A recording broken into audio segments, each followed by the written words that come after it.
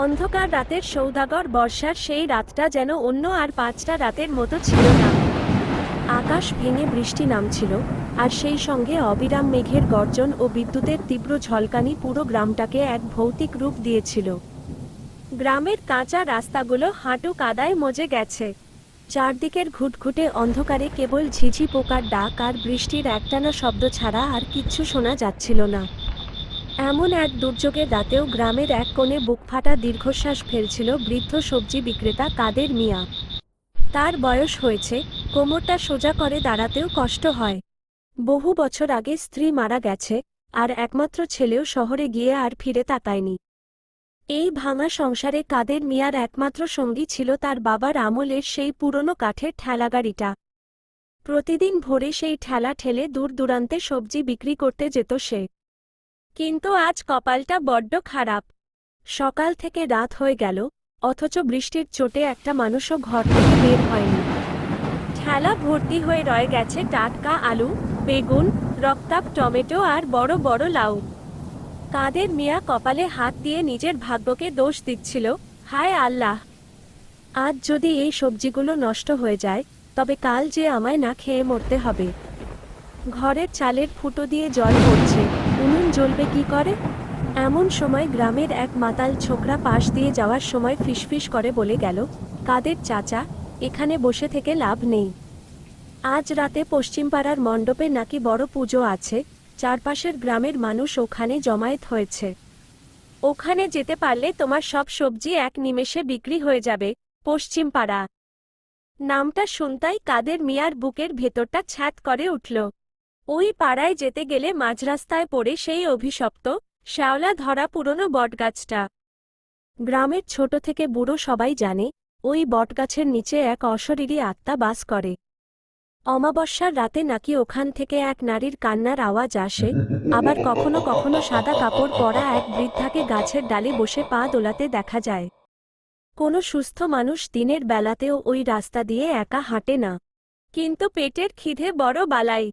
ভূতের চেয়েও পেটের খিদের ভয় যে অনেক বেশি। কাদের মিয়া আল্লাহর নাম স্মরণ করে, গায়ের চাদরটা ভালো করে জড়িয়ে ঠেলার হাতলটা শক্ত করে ধরল। ক্যাচ ক্যাচ শব্দ করে কাঠের ঠেলাটা নিয়ে সে এগোতে লাগল সেই অন্ধকার নির্জন রাস্তার দিকে। বটগাছের সেই অদ্ভুত সাহায্যকারী রাস্তাটা যত এগোচ্ছিল, চারপাশের পরিবেশ যেন তত বেশি ভারী আর শীতল হয়ে আসছিল। ঝড়ের বেগ আরও বাড়ল। বাতাসের শব্দে মনে হচ্ছিল কেউ যেন কানের কাছে এসে আর্তনাদ করছে। ঠিক যখন কাদের মিয়া সেই বিশাল অন্ধকার অবয়বের মতো দাঁড়িয়ে থাকা বটগাছটার কাছাকাছি পৌঁছাল, তখনই ঘটল বিপত্তি। রাস্তার একটা বড় গর্তের কাদায় ঠেলার চাকাটা ধপাস করে আটকে গেল। কাদের মিয়া নিজের সর্বশক্তি দিয়ে ঠেলাটা তোলার চেষ্টা করল। বুড়ো হাড়ের সবটুকু জোর খাটিয়েও সে গাড়িটা 1 ইঞ্চিও নড়াতে পারল না। উল্টে পায়ের স্যান্ডেলটা কাদার গভীরে হারিয়ে গেল। হাঁপাতে হাঁপাতে কাদের মিয়া মাটির ওপর বসে পড়ল। তার চোখ দিয়ে জল বেরিয়ে আসছিল। ঠিক তখনই ঝড়ের শব্দকে ছাপিয়ে তার ঠিক পিছন থেকে একটা বরফের মতো ঠান্ডা, খসখসে কণ্ঠস্বর ভেসে এল, বাবা, বড় কষ্ট হচ্ছে বুঝি? আমি কি একটু সাহায্য করব? চমকে উঠে পিছন ফিরল কাদের মিয়া। বিদ্যুতের এক তীব্র আলো এসে দেখল, তার ঠিক পিছনে দাঁড়িয়ে আছে এক বৃদ্ধা। পরনে ধবধবে সাদা শাড়ি, মাথায় ঘোমটা দেওয়া। কিন্তু আশ্চর্যের বিষয়, এই মারণ ঝড়েও বুড়ির গায়ের কাপড় একটুও ভিজছে না, আর তার চুলগুলো যেন হাওয়ায় অদ্ভুতভাবে ভাসছে। বুড়ির মুখে একটা চওড়া, অস্বাভাবিক হাসি লেগেছিল। ভয় কাদের মিয়ার গলার নালি শুকিয়ে কাঠ হয়ে গেল। কিন্তু এই বিপদে আর কোনো উপায় না দেখে সে থরথর করে কাঁপতে কাঁপতে বলল, হ্যাঁ, হ্যাঁ মা, ঠেলাটা একটু পিছন থেকে ঠেলো, বড্ড বিপদে পড়েছি। বুড়ি এগিয়ে এসে তার শুকনো, হাড় জিরজিরে হাত দুটো ঠেলার কাঠের ওপর রাখল। স্পর্শ করার সঙ্গে সঙ্গেই যেন এক অলৌকিক কাণ্ড ঘটে গেল। কোনো জাদুবলে সেই ভারী, কাদায় আটকে থাকা ঠেলাটা একদম হালকা হয়ে গেল। কাদের মিয়ার মনে হল, সে যেন বাতাসে একটা হালকা কাগজের গাড়ি ঠেলে নিয়ে যাচ্ছে। ঠেলাটা যেন নিজে থেকেই তরতর করে এগিয়ে চলেছে। কিছু দূর যাওয়ার পর বুড়ি ফিসফিস করে বলল, তোমার মনটা ভালো বাবা। আজ তোমার সব সবজি বিক্রি হয়ে যাবে। কাদের মিয়া সাহস সঞ্চয় করে জিজ্ঞেস করল। মা, এই মাঝরাতে তুমি একা এই জঙ্গলের রাস্তায় কি করছো? তুমি কে? বুড়ি কেবল শূন্য চোখে চেয়ে একটু হাসল। বলল, যারা জীবনে সততার সঙ্গে লড়ে, যারা বড্ড কষ্টে থাকে, আমি শুধু তাদেরই দেখা দিই। হঠাৎ একটা বিকট শব্দে মেঘ ডাকল। তীব্র আলোয় চারদিক সাদা হয়ে গেল। কাদের মিয়া ভয়ে চোখ দুটো বন্ধ করে ফেলল।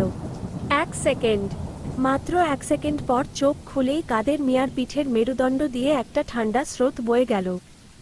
চারপাশে কেউ নেই। বুড়িটা ভোজভাজির মতো বাতাসে মিলিয়ে গেছে। কেবল কাদার ওপর বুড়ির দাঁড়ানোর জায়গায় কোনো পায়ের ছাপ নেই।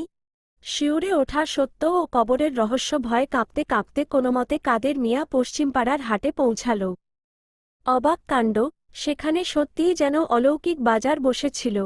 এত রাতেও মানুষজন এসে হুড়মুড় করে তার সবজি কিনতে শুরু করল। কেউ দরদাম করল না। মাত্র আধ ঘন্টার মধ্যে ঠেলার সমস্ত আলু, বেগুন, লাউ শেষ হয়ে গেল। কাদের মিয়ার ঝুলি টাকায় ভরে উঠল। এত টাকা সে 1 সপ্তাহেও চোখে দেখেনি। টাকাগুলো পেয়ে কাদের মিয়ার মুখে হাসি ফুটল বটে, কিন্তু মনের ভেতরের ভয়টা কাটল না। সে বুঝতে পারছিল, আজ রাতে তার সাথে যা ঘটেছে তা সাধারণ কিছু নয়। বাড়ি ফেরার পথে তাকে আবার সেই বটগাছটার পাশ দিয়েই যেতে হবে। এবার দূর থেকেই সে দেখল, বটগাছটার নিচে ঝোপঝাড়ের আড়ালে একটা ভাঙা মঠের মতো অংশ দেখা যাচ্ছে। কৌতূহলের বশে বুক টিপটিপ করতে করতে কাদের মিয়া ঠেলার লণ্ঠনটা নিয়ে সেদিকে এগিয়ে গেল। গাছের নিচে একটা পুরনো, শ্যাওলা ধরা কবর। বিদ্যুতের আলোয় কবরের ওপরের ভাঙা ফলকের লেখাটা স্পষ্ট হয়ে উঠল, রহিমা বেওয়া স্বামী, মৃত করম আলী মৃত্যু, আজ থেকে ঠিক 30 বছর আগে। কাদের মিয়া স্তব্ধ হয়ে দাঁড়িয়ে রইল। রহিমা বেওয়ার কথা তার আবছা মনে পড়ল। 30 বছর আগে এই গ্রামেই এক বুড়ি একা একা ঠেলা গাড়ি করে সবজি বেচত। চরম দারিদ্র্যের মধ্যে অনাহারে একদিন এই বটগাছের নিচেই তার মৃত্যু হয়েছিল। ঠিক তখনই কাদের মিয়ার কানের ঠিক পাশে একটা চেনা ক্যাচ ক্যাচ শব্দ হলো, যেন কেউ একটা শূন্য ঠেলা নিয়ে ঠিক তার পেছনে এসে দাঁড়িয়েছে। ধীরে ধীরে কাঠের পুতুলের মতো কাদের মিয়া পিছন ফিরল। হ্যাঁ, সেই বুড়িটাই দাঁড়িয়ে আছে, কিন্তু এবার আর কোনো লুকোছাপা নেই। বুড়ির পা দুটো মাটির থেকে অন্তত 2 হাত ওপরে বাতাসে ভাসছে। তার হাতের আঙুলগুলো অস্বাভাবিক লম্বা, আর চোখের মণি দুটো জ্যান্ত আগুনের মতো লাল হয়ে জ্বলছে। শেষ পরিণতি ভয়ে কাদের মিয়ার মুখ দিয়ে কোনো আওয়াজ বেরোচ্ছিল না। সে মাটিতে পড়ে যাওয়ার উপক্রম হল। বুড়ি বাতাসে ভাসতে ভাসতেই তার দিকে এগিয়ে এল। তার কণ্ঠস্বর এবার গুমগুম করে চারদিকের বাতাসে প্রতিধ্বনিত হতে লাগল। সব বিক্রি হলো তো তাদের?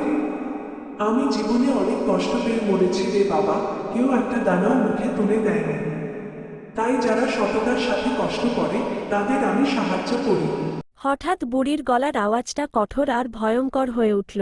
চারদিকের বটগাছের ডালপালাগুলো মটমট করে ভাঙতে লাগল।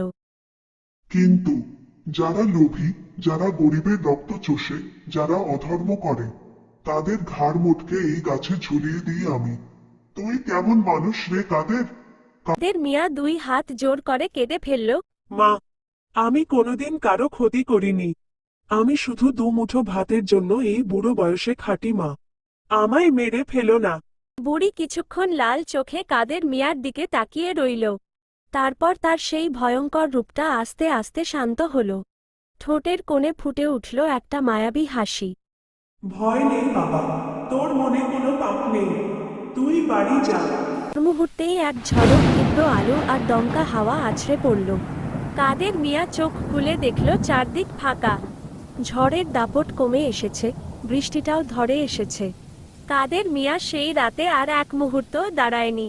ঠেলা ফেলে রেখে যান হাতে নিয়ে দৌড়ে নিজের বাড়ির দিকে পালালো। সেই রাতের পর থেকে কাদের মিয়ার দিন ফিরে গিয়েছিল। তার সবজি আর কোনোদিন অবিকৃত থাকেনি। সে আর কখনো সূর্য ডোবার পর পশ্চিম পাড়ার ওই রাস্তায় পা বাড়ায়নি। তবে আজও গ্রামের মানুষ বলে, বর্ষার কোনো অমাবস্যার রাতে যখন চারদিক নিস্তব্ধ হয়ে যায়, তখন সেই পুরনো বটগাছের দিক থেকে একটা অদ্ভুত খসখসে গলার আওয়াজ ভেসে আসে। টাটকা সবজি লাগবে বাবু ও বাবু, টাটকা সবজি। আর তার ঠিক পরপরই শোনা যায় একটা পুরনো কাঠের ঠেলার করুণ শব্দ, ক্যাচ ক্যাচ ক্যাচ। গরিব বিক্রেতারা জানে সেই রাতে তাদের ঠেলা হালকা করে দিতে পর্দার আড়াল থেকে কেউ একজন ঠিক নেমে আসে।